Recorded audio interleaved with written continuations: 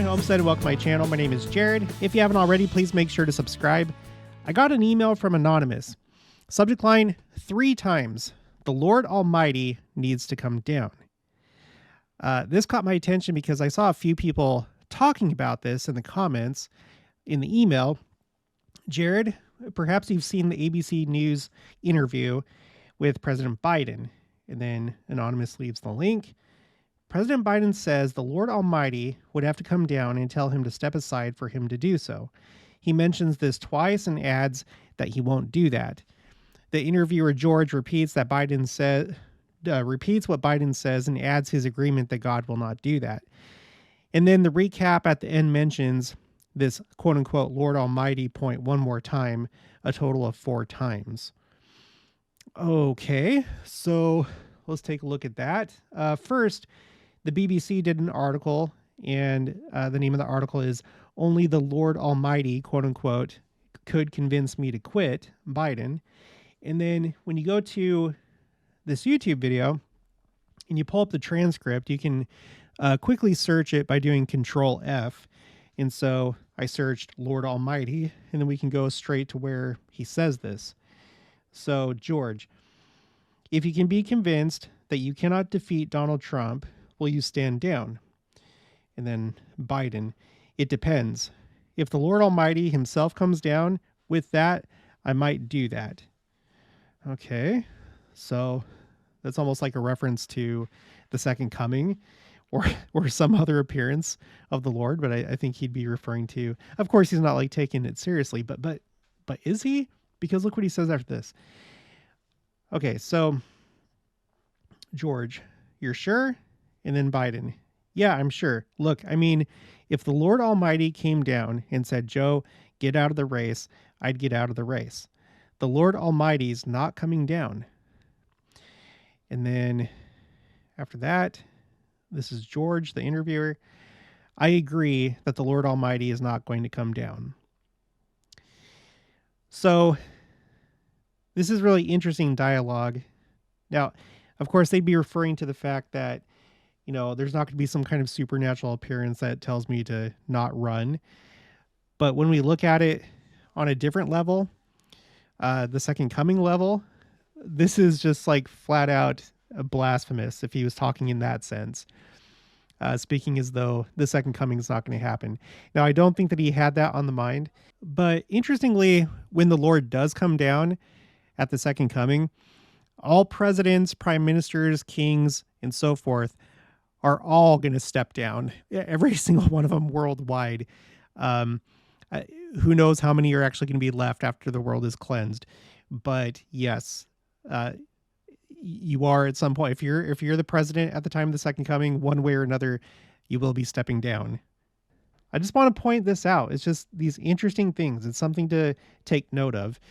If we go back to the email, Anonymous says, reminds me of things like the hubris of Ammonihah in the Book of Mormon, where the people thought God wouldn't destroy their city and that they were strong and fine. And the Book of Mormon was written for our day. Thanks for all you do. Please keep me anonymous. Well, thank you, Anonymous. And the other people that commented, sorry, I didn't go find those comments. I was just going to do it based off this email because Anonymous provided this link. And that's just crazy, you know. I mean, there's been so many times in my life where I've seen somebody say something with hubris or make a prediction, and then they're wrong. Especially when it comes to something that has to do with the Lord. Just for example, you had that story. We talked about this before.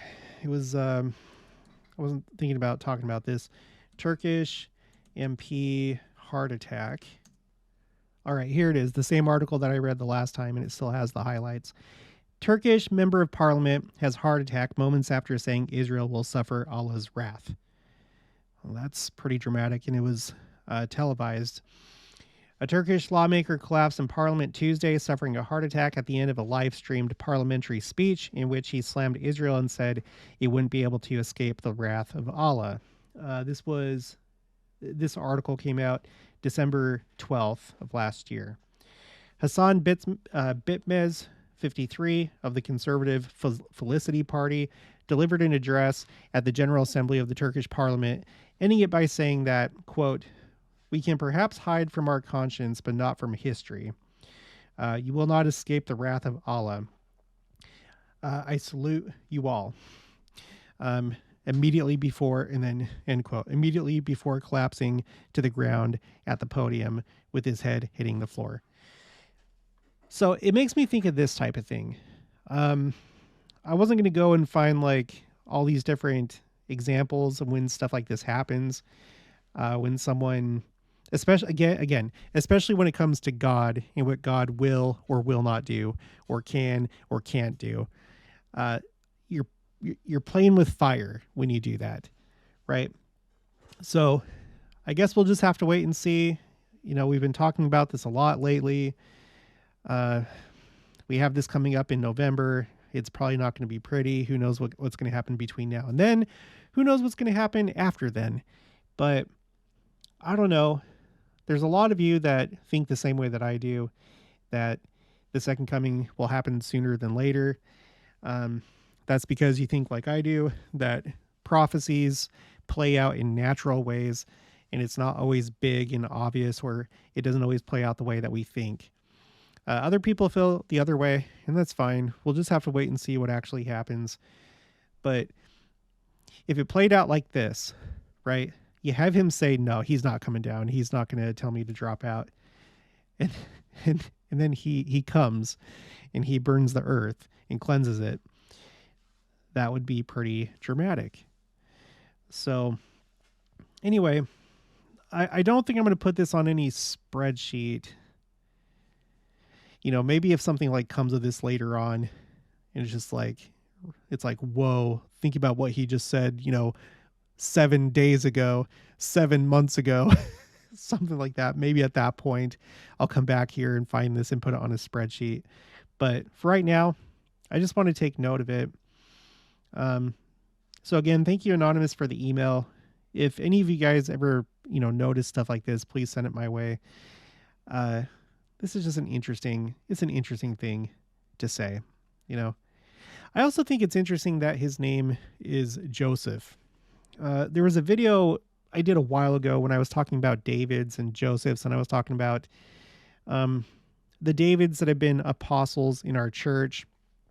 And, I was also looking at, just names of presidents of the United States, and regardless of his morality, his politics, it is interesting that we have a Joseph as president of the United States right now.